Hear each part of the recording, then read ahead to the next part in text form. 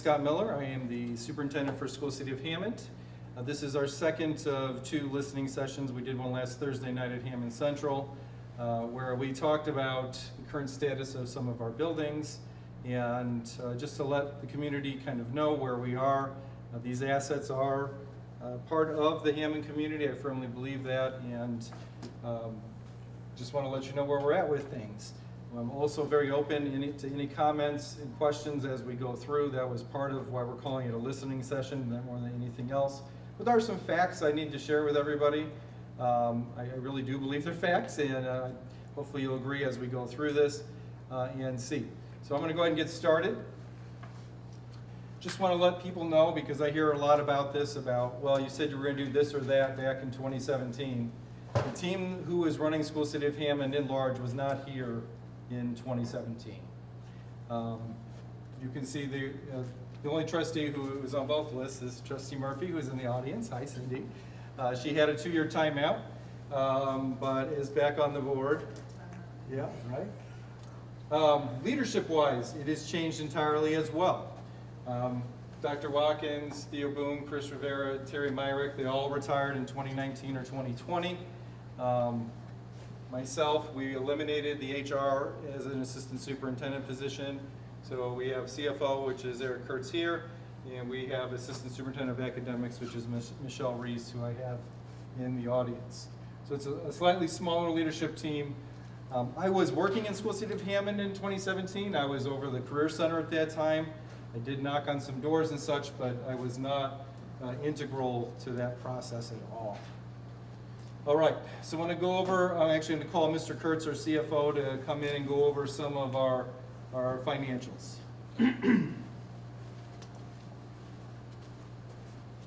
So what this slide shows, it shows the state tuition support that the School City of Hammond has received from 2017 through 2022. In 2017, the per student support amount that we received was $6,700.17 a student. That dropped down to $6,664 a student, and then it started to go back up. In 2022, we're at $7,297 a student. In 2017, we had 13,064 students, which brought in $87,750,000 in state tuition support for our students. That dropped down to $83 million in 2018, and it dropped down to $82 million in 2019. And some of this is a combination between, in 18 we had the drop in per student amount, but we also had a drop in enrollment. Then we were at $80 million in 2020, $77 million in 2021, and $79 million in 2022. So when you look at it year over year, we took a $4 million hit in 18, a $1.4 million, really $1.5 million hit in 19, $1.3 million in 20, $3 million hit in 2021, and $2.2 million in 2022. And when you look at those, so yeah, we actually had an increase. So this is it's a positive reduction. So we actually had an increase in 2022. So as we look at the cumulative losses and gains, it's a net loss of $8 million cumulatively over that period of time. In that same range, we lost about 2,100 students in School City of Hammond. That's just the year-to-year loss. The cumulative loss is that number. Is our $35 million accumulates it. So that's with the state tuition support. On the next slide, we will look at the circuit breaker losses. So the state implemented property tax caps at 1%, 2%, and 3%, 1% for homestead owner-occupied properties, 2% for other residential and agricultural, and 3% for commercial industrial. In 2019, our circuit breaker loss impact was about 3.4 million in 2020. That went up to 8.6 million. In 2021, it was 7.5 million. 2022, it was just under 11 million, and in 2023, it was 8.5 million. So during that time of 2019 to 23, it's a $39 million loss in property tax funding for School City of Hammond. So the operating referendum that started in 2018 offset those losses with 10 million in 2018, 11 million in 2019, 11 million in 2020, 12 million in 2021, and 14.8 million in 2022. And that's the operating referendum that is 44 cents per $100 of net assessed valuation. So over the years, that's brought in $59 million in revenue to offset the other losses. I guess, which one do we need to do? Oh, you got it. Oh, so it's not a smart board. So, as you look at the losses over here with the tuition support, the losses from the circuit breaker tax cap losses, and then the operating referendum, we are still operating the School City of Hammond at a reduction of revenue of about $15 million. Right. The reason I bring this up is it's not that we haven't done the necessary things that we need to do to cut costs in School City of Hammond. It's that the inputs that we have coming in continue to lessen and lessen year to year. Closing Gavitt and Clark absolutely saved the district money.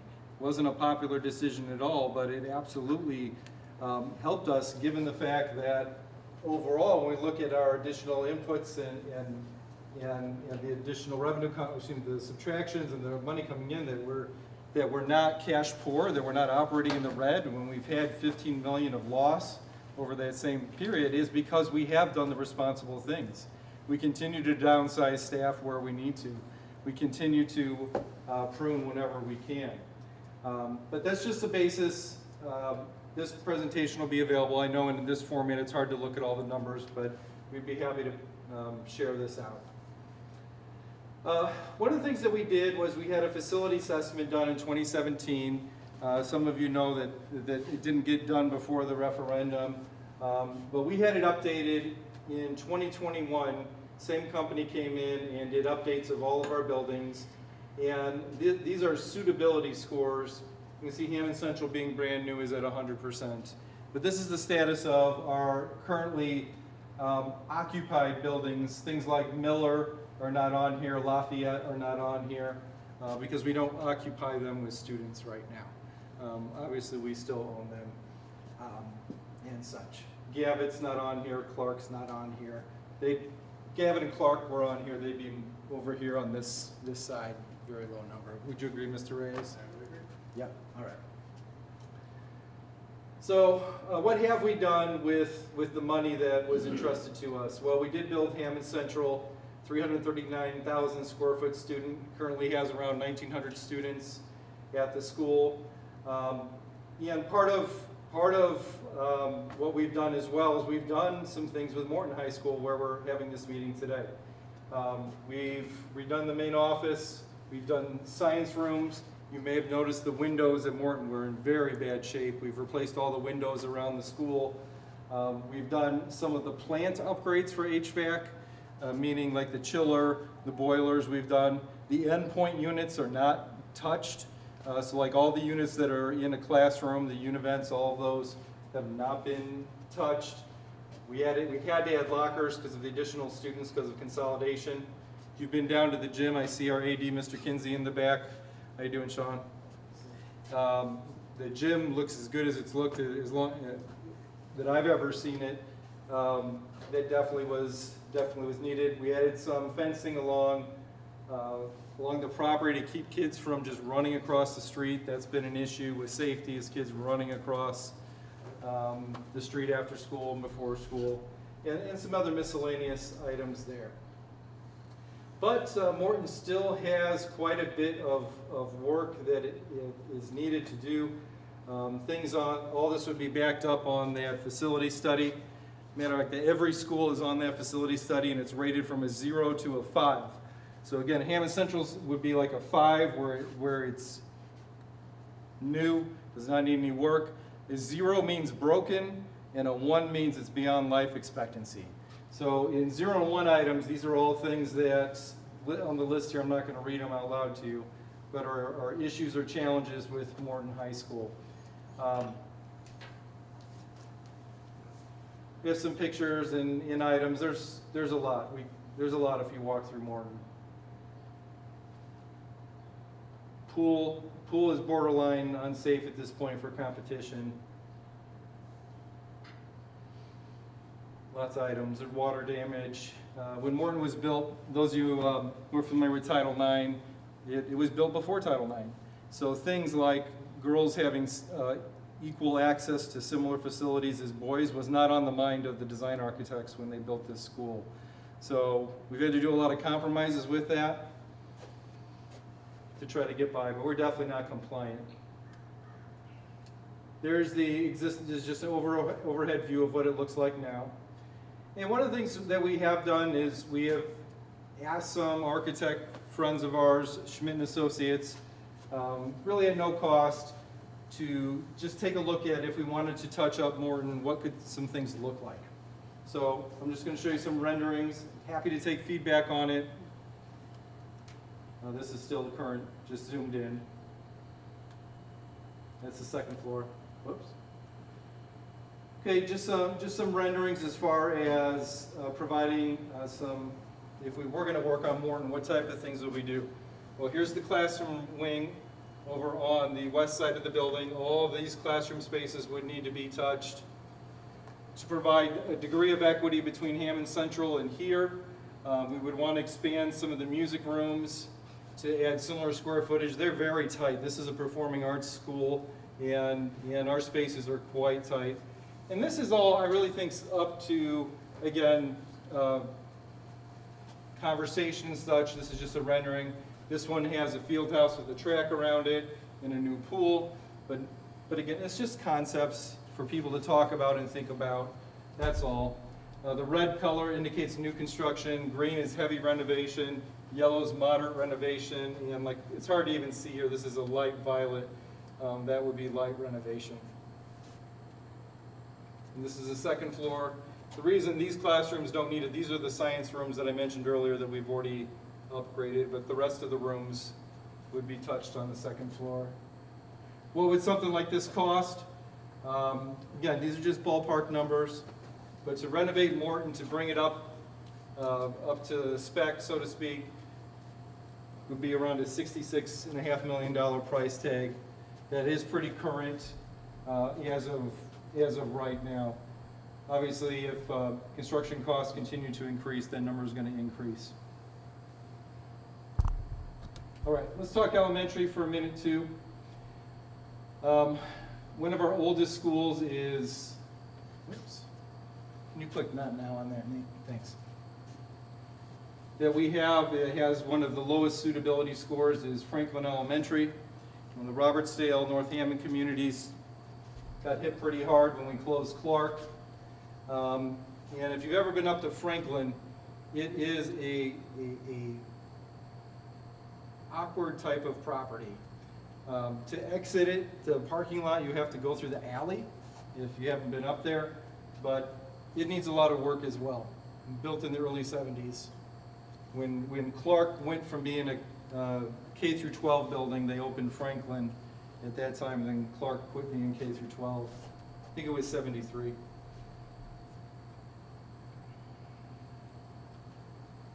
So that's the existing plan.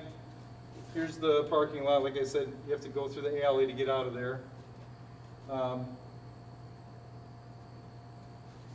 If you wanted to rebuild on the existing plan, that's roughly what it might look like if you were going to do something like that. Some of these things that if we touch them too much, we have to bring them up to code, and it just doesn't really fit well on the existing footprint. An idea, again, just for discussion, That's all it is just for discussion, is we have another property in Robertsdale, right? We have Clark. We have the Clark property up in Robertsdale that is doing nothing right now. We could rebuild a new school on the Clark property. It actually has quite a bit more space. Yeah, and I think for that community, they're building the 30 or so new lots on the Clark athletic field. It could be a lot of good, positive reasons why to have a new school up in the Robertsdale area. This is, again, none of this is set in stone. I just said, hey, give me something I can show to encourage discussion. That's all I asked for.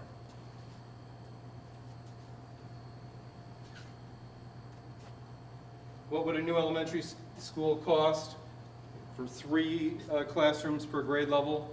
They estimate around just under 45 million. It's really gone up.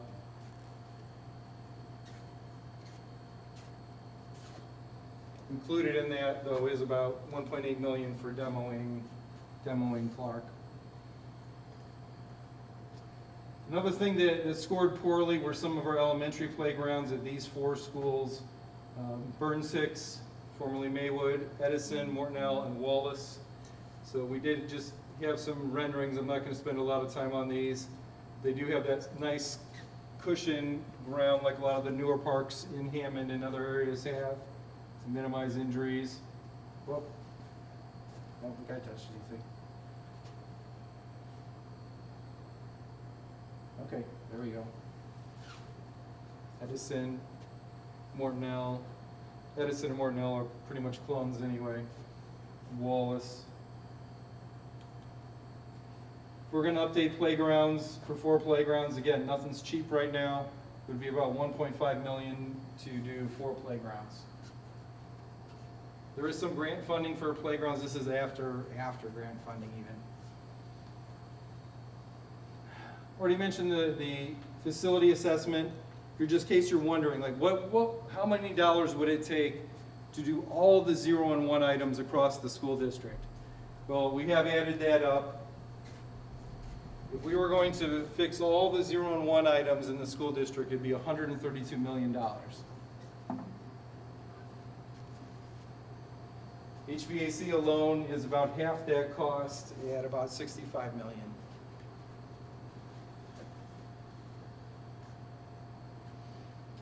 So we like pared a lot of that down. Some highlights on here are some roof work that we need. We have Morton Elementary and Eggers. But talking to people like David Reyes, our Director of Building and Grounds, these would be our priority list out of that $132 million, would be about $42.5 million worth of work.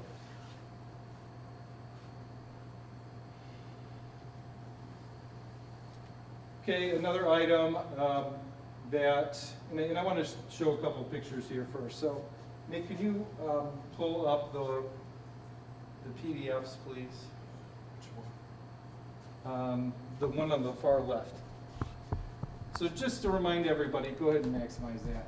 This was the original plan for Hammond Central. There was no provision for baseball or softball at all in this original plan. I was not superintendent when this plan was designed. I inherited it. The foundation was in the ground. There was going to be a football field right up. This is Soul Avenue right here. The football field was going to come right up to it. No baseball or softball, no track. That was not going to be a possibility with the original design. Okay, go ahead and pull up the next one. Yeah. Go ahead and scroll down. Okay, this is fine.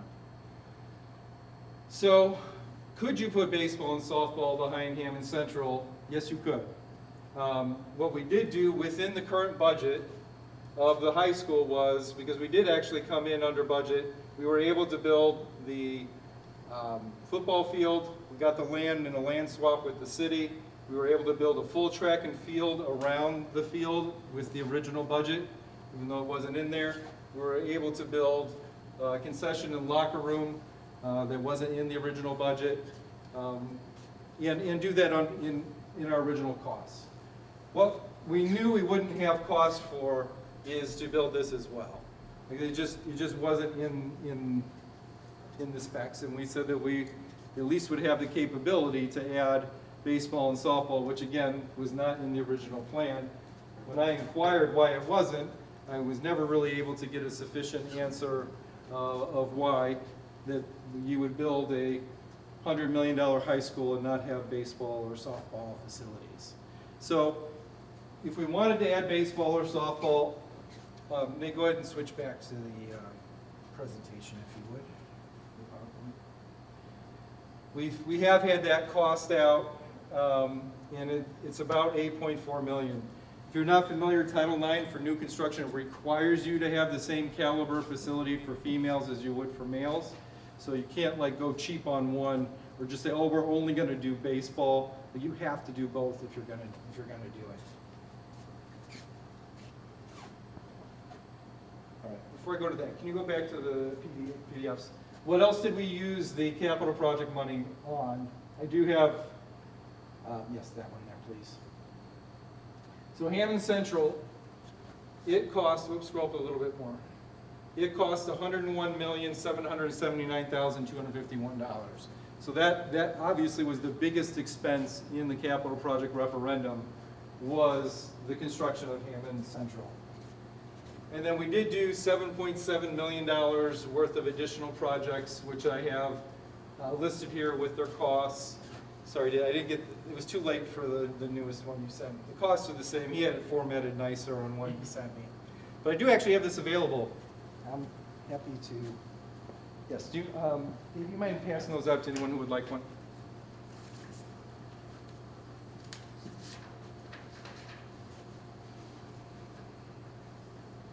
So every penny of the capital project referendum went to either Hammond Central or to, can you kind of scroll down on that a little bit, Nate? To doing work at our buildings. We got complete roof out of it at Edison and Lincoln. HVAC work here at Morton.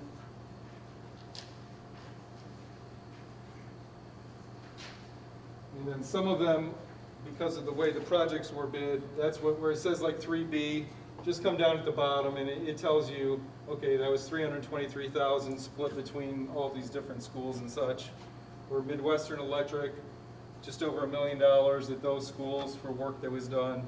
Mechanical Concepts, $1.25 million at those different schools there. But that's everything we spent the capital projects money on, every single penny. And the Hammond Central budgets, we've been publishing those pretty much every month of the project. Skillman has come to the public board meeting. They've slowed down to every other month at this point.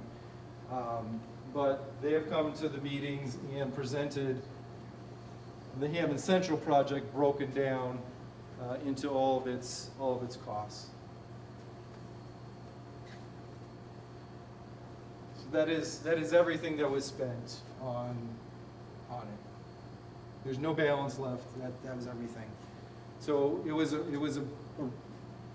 basically $100 million bond that we invested, and we were able to generate interest until we started to pull money for the construction project.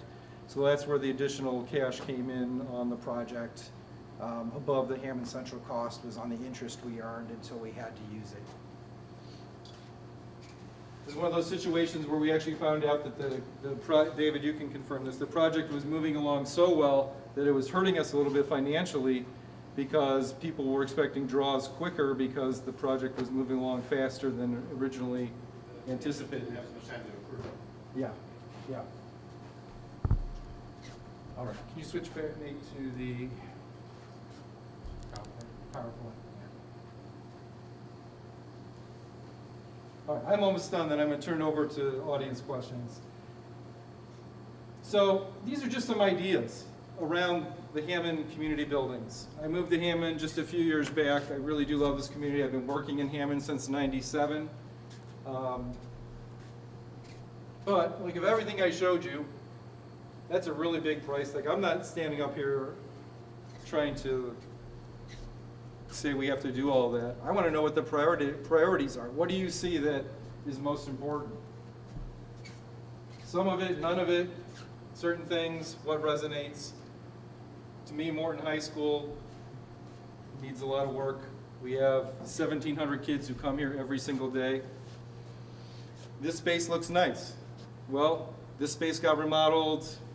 2002-ish. Okay, yeah. There's a lot of spaces that are original in the school. All right. So I'll leave that up there, and again, I want to hear people's feedback or comments or questions. Is there any online at all tonight? Nothing. Nothing online. Anybody in the audience, feedback, comments, questions, please? Yes, Scott. Yes, sir. You had touched briefly last week on Thursday about some information pertaining to HAST. Yes, I'd be happy to share that. Thank you. So out of the last legislative session, there's a couple things that came out of it that affect what we do with our buildings, which is one of the reasons I want to bring this to the community now. And one of them is, and I'll get to the HASS part, but one of them is they have changed the definition of an underutilized building. It used to be if the school board didn't actually say it's closed forever, you could pretty much sit on it and prevent a charter school from taking over a underutilized building. They've changed that language, and both Gavin and Clark would fall under this new language that basically would say we would have to offer them to a charter school for $1, something like that. The other thing that came out of it, though, was that if you have for any referendum voted on past May 12th, it's going to require you to revenue share with charter schools that are in your boundaries. And actually, that's a little bit of a misnomer. What it really is, it's any kid who lives inside of Hammond, and if they go to a charter school, even if it's not in Hammond, that school has the opportunity to take a proportionate share of your operating referendum. What they wrote in, though, with that clause was that if you're in one of 4 counties, and Lake is one of them, that if you do revenue share with Lake Hast, you have freedom from the dollar law, meaning you can do whatever you want with your buildings. You can sell them at fair market value, you could sell them to a developer, you could sell them to the city, Purdue. We would have full freedom to try to make some money back on those buildings. And they actually say that the reason why is that school districts in those 4 counties have suffered a financial loss because of charter presence in their areas. So they're throwing us a little bone, I would say. It's not a big bone, but it's a little bone. We've had our schools appraised before. They're not worth tens of millions of dollars. They're worth millions of dollars. They're not worth tens of millions of dollars. It's just there's not a market for it, right? You got to have a buyer, and there's just not a market in that strata of cost. So I believe did I answer your question about the HASS and the revenue sharing, or was it something else?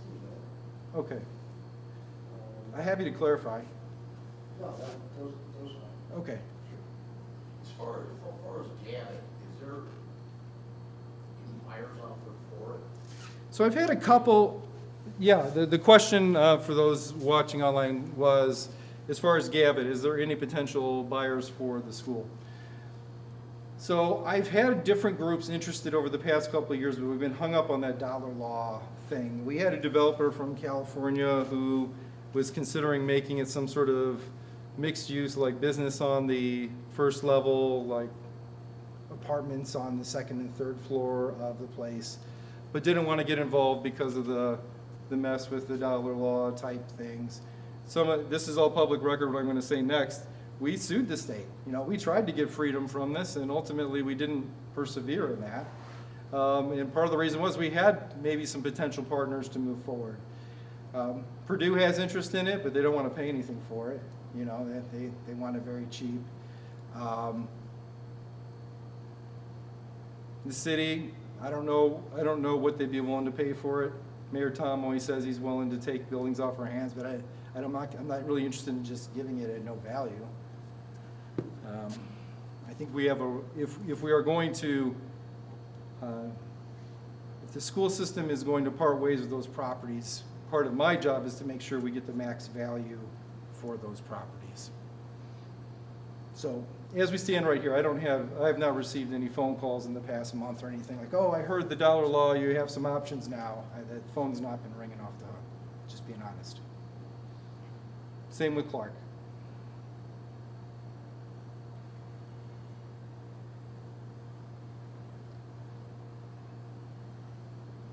Any other comments or questions? Again, when you did facility studies prior to referendum in 2017, the number was for items from 0 to 5 was, we know, a very big number. Yes, sir. And we know that the ACC on the 2021 new assessment from Schmidt has a rating of 45. Yeah, it needs about, is it 40 million or so? Yeah, around 40 million for the course. 2017 has more around 35, 37 million. Yeah. We upped it a little bit. We've done some roof work and some tuck pointing and some of the site work, but there's still, like just in HVAC alone, it's about $20 million in HVAC at the ACC. So here we are in 23, in November, we think that we're gonna have something about. Could be, yes. Right.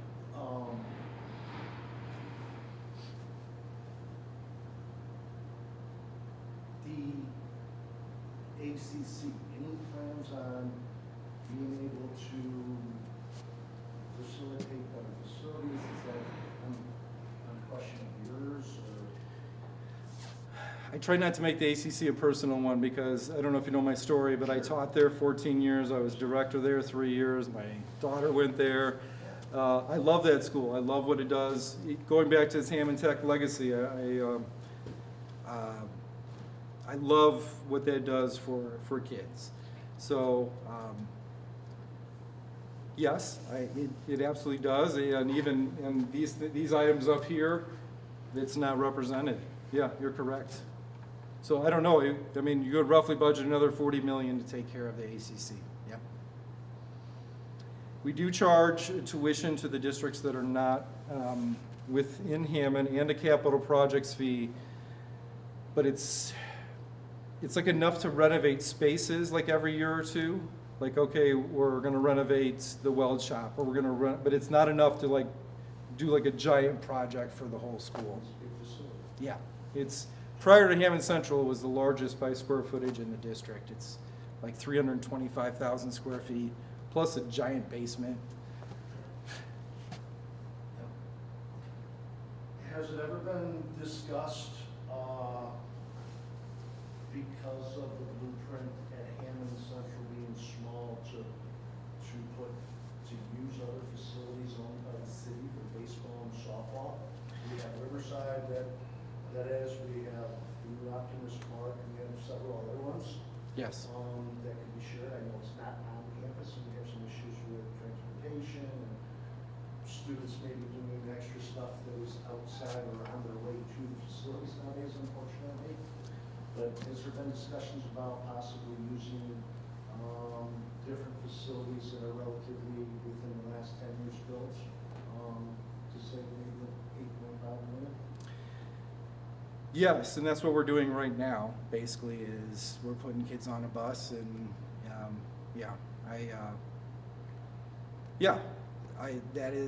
that's what we're doing right now. To me, it seems like the project is unfinished. I mean, you build a $100 million school without adequate athletic facilities. It sucks. It sucks. But I hear you. Yeah. Any other comments or questions? Got a YouTube question. Okay. First question is, how important is it for Franklin to be moved to the Clark area? Okay, just for the feed, the question was, how important is it for Franklin to be moved to the Clark area?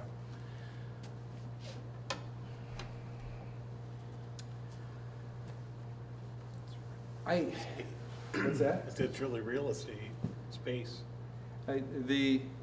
We could persist in Franklin for some time. Eventually, we're going to have to decide what we want to do in the first district. Is it dire right now? It is not. It is not dire right now. In the next 5 years or so, we're going to have to decide what we want to do with the first district. I would just suggest, my observation is if we ever decide to build a new school in the first district, don't put it on the Franklin property, put it on the much larger property, which is the Clark property.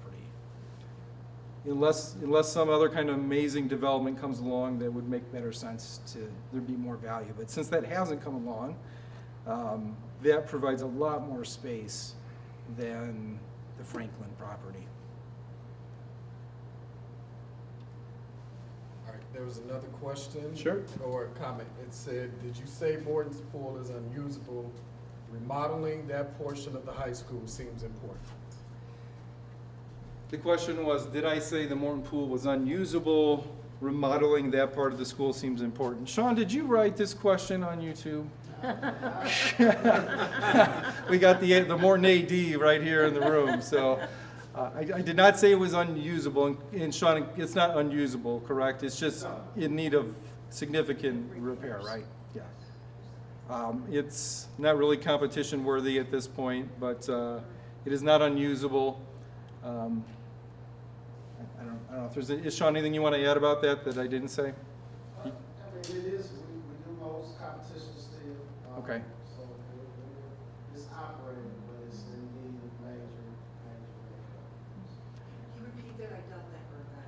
Yes, the Morton AD said they still have used it for some competitions, but it is in need of major help. Anything else? No, those are the only ones. Well, I mentioned this the last time, too, on Thursday, that my email address is going to be included in this link. It's S's and Scotty's and Edward Miller at hammond.k12.in.us. I'm also on the web. If you just go to the Hammond website and click Superintendent, it has my email address there.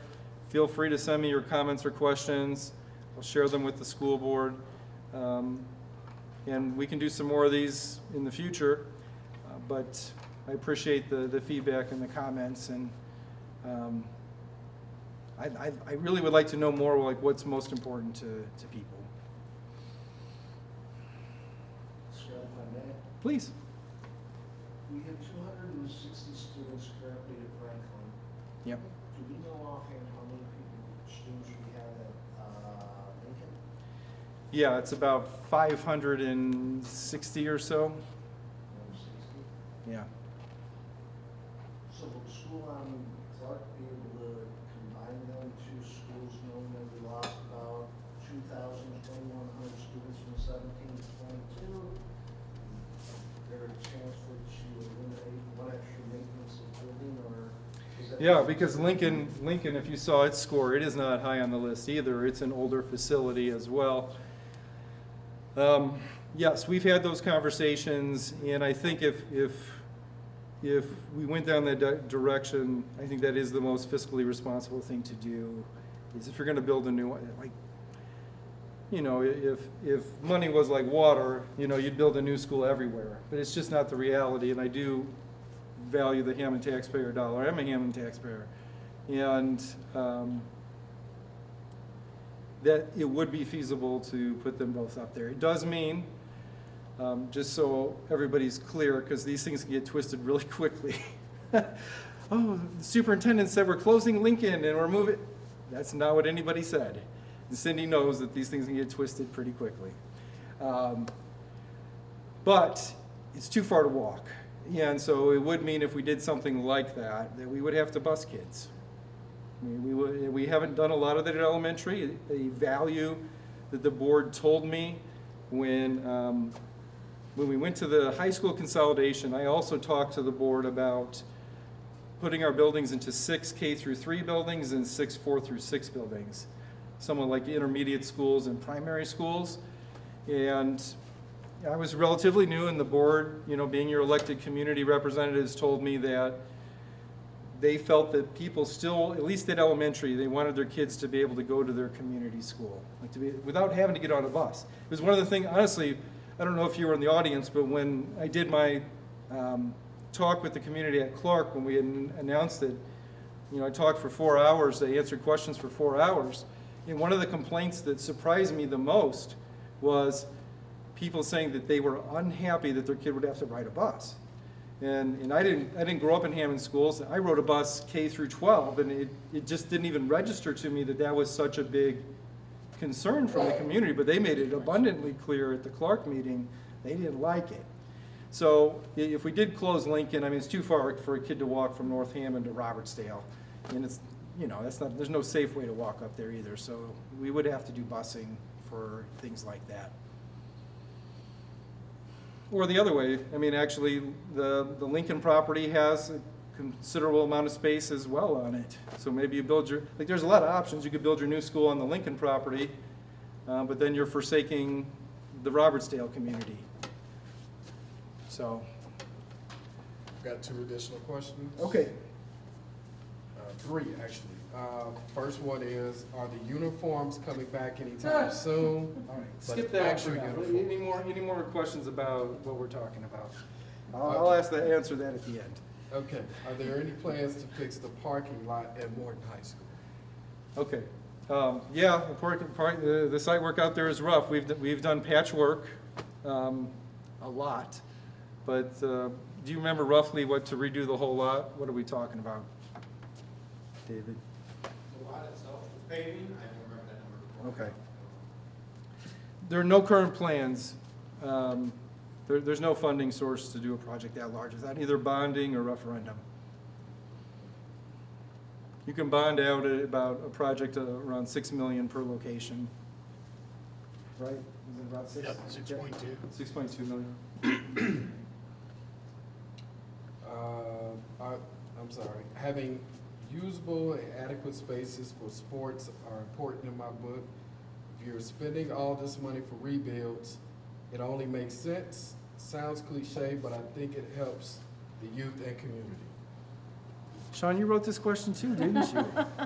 So, I didn't go through in detail on this, what 65 million for Morton would bring, but it would bring all new athletic facilities in line of, we wouldn't be tearing down the stadium for the football stadium, but it would have a new turf. The mayor donated one was in what, 2008? 2008, yeah. It has a 10-year life expectancy. It is past life. It would be bringing in lights, dugouts, turf for baseball and softball, so we could have night games and such. We'd have refinishing of the tennis courts here. I showed you one drawing that had potentially a new field house with track. It would address the boys and girls locker room discrepancies that we have and access to training facilities that we have here. And it would address the pool with either building a new one or retroing the current one. So yes, that would be included in that $65 million number. What's the number of projects that you have proposed on that screen? How is it determined what is a priority? Yeah. The question was, with the projects that are on the screen, how is it determined what's a priority? And that's part of what we're having this meeting for. Like, I want to hear what the community thinks are a priority. Because I'm not going to bankrupt the community over the school building. So I think that we got to find that right balance of what is the priorities that the community wants to. Because ultimately, this is outside. Like if I'm going to fund a $65 million project, there's only one way to do that in Indiana, and that's really through a referendum process. So I don't really want to do the petition of remonstrance process. There is another way you could do it, but if we're going to invest in Morton because it matters to the Morton community and the 1,700 kids who come here, who live in Hessville and live in this area to do it, I want to hear from them. I want to say this. I want to hear them say before we go forward. I want them to say that yes, this is important to us. Like, we want to invest in our schools. We want our kids to have equitable experiences. I wish we had a better turnout tonight, but. It's a conversation. It's not just Scott Miller. I mean, obviously the board has to back up any single type of investment of this level. Superintendent doesn't get to make that decision. But as far as like things that need repair, we use the facility study. We trust our own people. Mr. Reyes is the director of buildings and grounds, and we have carpenters and plumbers on staff, and they electricians. They tell us what we have items we can't get parts for anymore. Like, because they were manufactured in the 60s. You Google them, you can't even find anything. Like, they're just not there. They're not on eBay. They're not there anymore. Like, that's part of the ACC problem is, like, we have to fabricate parts for things because they don't exist. Like it's part of the challenge. I wanted to present some ideas for discussion. So like this isn't saying, these aren't sequenced in any particular way no, they're not sequenced at all. They're not even in the order that I presented them. So these are just some talking points of things that the community should consider. Well, my son is a freshman. He's new to the area. Okay. And I don't know a whole lot about Morton, but from what he's expressed to me, there's some things that can be improved upon. I'm not gonna go into detail with those things, but I think because he's coming from a different school system, he's recognizing that there are some things that can be improved upon in terms of the academic, substance, Okay. so to speak. Yep. However, like I said, he's coming in from another school where he's ahead of himself, like quite a few years. So as a freshman, he's finishing up his pre-calc. So next year, we're hoping AP calculus. But I think Mr. Webster, who's over the Mark Webster, yes. over the, I guess he's the math department or something, was expressing to me that the possibility that may not even be an option next semester or next year. So I mean, there's some things, like I said, not just with the physical parts of more that need to be improved, but the academics, substance. That's kind of what I wanted to show for, because I don't know Yeah. the area very well, but. No, I appreciate you coming and I appreciate the feedback, and it does sound like your boy's an overachiever if he's taking AP Calculus as a sophomore. That's not common anywhere in Northwest Indiana.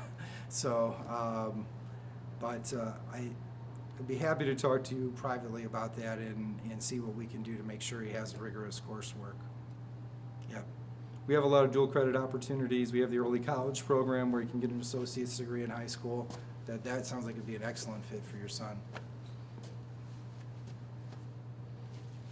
I wasn't gonna do it, but I'm gonna piggyback on what she said. So she's talking about academics. Yes. So we've got two different schools, brand new classrooms. How are the renovations to the classrooms here at Morton that you're proposing going to make the academics better? What do they not have here? So, will a new classroom improve student achievement? Is that what you're asking? No, what's gonna be different? I mean, they've got smart boards, they've got all kinds of gadgets over at Eon Central they don't have here. Well, one that we could actually comply with the board policy that the temperature of the rooms have to be no more than, is it what, 78? 78 degrees, and that is not the case in our classrooms here. But that is board policy. I do think overall, we would have more flexible seating and more flexible learning spaces.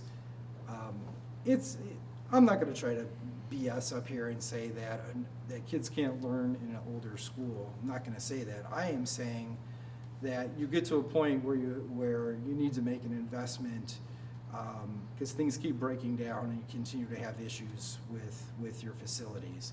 And at Morton, we're at that point now where, not unlike a person, if you were born in the 60s, you're experiencing some need for improvements and care, and this school needs it. So, but I'm not going to try to make I think I just would be BSing you if I tried to make an argument that kids can't learn in old school. They can. I mean, kids can learn in old schools all over the country. So I don't know if that's my main motivation for doing it, is because of academics. I'd be interested to see that study, if it exists. Is there a correlation between the age of the school building and academic achievement? I bet there's not. I bet there's not an academic correlation. People like to say that. Again, I'm just being real with everybody. People like to say that kind of stuff. Oh, we need to do it for the kids. That's not my real reason, is because of academics. I just think it makes financial sense, and the longer we wait, it's going to be more expensive for the Hammond taxpayer. Nate, got another one. This comment, I think you can never make everyone happy, so this is an important conversation. Seeing kids have a space to be active can never be a bad thing. Hammond Central sports-wise is like the new Lake Central, and this is coming from a Hammond Morton alumni. So, was there a question in there, or was it just a comment? Just a comment. Okay. All right. Now we're back to the uniform question. Does anybody else have anything about the topic at hand? Then I'll be happy to address the online person's uniform question. One question, Scott, if Yes, this sir. referendum does go forward, what is actually the number we're gonna be voting on? If I had to say right now, the number's 75 million. Yep. We think we could, with 75 million, we think we could do the Morton upgrades, the Hammond Central baseball and softball, and the playgrounds we could knock out with that money. It probably ends up being about 83 million with capitalized interest, because we're trying to wrap the debt around the existing debt falling off, so we can try to maintain level debt service rates.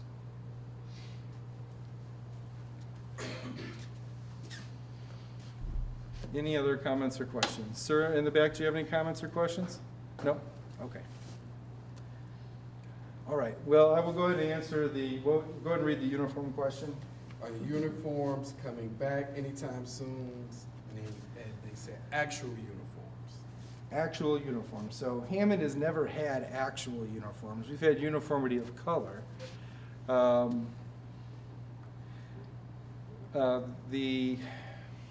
That policy is contained within the Code of Conduct, and each year that's updated by a team of teachers, building administrators, and district administrators. It was not an area they touched this year. The board, just last board meeting, they approved the updates to the upcoming year's Code of Color was not on there. So no, it will not be addressed for the upcoming school year. Yes, it could be addressed through that revised process every year. My observation on it, like when this gets discussed on like what's going on Hammond or on the Hammond Parent Resource Group, is it's divided down the middle. There's people who swear the kids have to all look the same. I can tell you for school security, it is infinitely easier to track people on a camera when they're not all wearing the same exact thing. So many times we have to quickly identify somebody, and if you have 1,800 kids in the same school who have a blue polo on and in navy pants, it is very difficult to track where that person is. It is. So I lean a little bit more with my administrators on that. I'll say this too, an argument that sometimes is made is like, well, we got to prepare them for the world of work, or they might be wearing a uniform. Most kids know the difference between being paid for a job and going to school. They know it's not the same thing. None of us treated it the same thing. And trust me, kids know the difference. That said, we acknowledge we got to work on work ethic with our kids, and we do a lot of talking about that, and we participate in the governor's work ethic certification program. But I don't know, just as many kids who say the kids don't look appropriate, or there's just as many parents who say kids need to have freedom to be themselves a little bit, be an individual. So, I don't know. I can tell you we've done it both ways. We've not seen, like, it doesn't affect the school as much as people think. Like, you don't have dramatically less discipline when you have uniforms, and we didn't have dramatically more discipline when we switched back to kids choosing. It's not as an important issue as people think it is. At least the data doesn't show it to be. Another question. Okay. If there was a decision made on renovations for Morton, how fast would that be done, or when would it start? Eric, I'll let you handle that, like reasonably, or David, let's say that there was a voter-approved referendum in November and we persevered, when would you think they actually would work on a project like this? Between the architect services, design, bidding, awarding, procurement of materials, a good year at least. So our buildings and grounds director mentioned it'd be a good year at least to go through all the different design and listening things. Again, we don't have any, I just showed a sample for discussion. We would go to the Morton community and listen again, like, okay, so what exactly do you want to see? We know we need to do the HVAC, there's one section of roof. We know there's some things that have to do, redo the classrooms. But there is some room in there if there's some other things that maybe the field house is not the thing the community wants. Maybe it's a different idea. That's where we might have some room to do some things. Eric, do you agree with that time frame? Yeah, I mean, I think by the time the specifications are written and it goes out to bid, I think there'd be different phases though, but I wouldn't expect much activity in the summer of '24. I would see things being summer of '25 and beyond. Again, this isn't if you're watching this video late, this is not a knockdown like Hammond High was built in 1919. There really was no saving it. This would be an in-place upgrade similar to like Lake Central did an in-place upgrade where the kids still come to school. We work around the construction to get the work done. That said, if we wanted an accelerated time frame and we still have Gavitt, I mean, there's things you could do if you really wanted to move the construction quickly. You could move all the kids out of the building for 1 year. I think when they did Eggers, right, they moved the kids to Clark and Spone. No, they didn't there. We've moved kids out of buildings before for construction. Yeah, for the elementary schools. Okay. Miller. Was Miller, okay. You could do something like that to accelerate the schedule.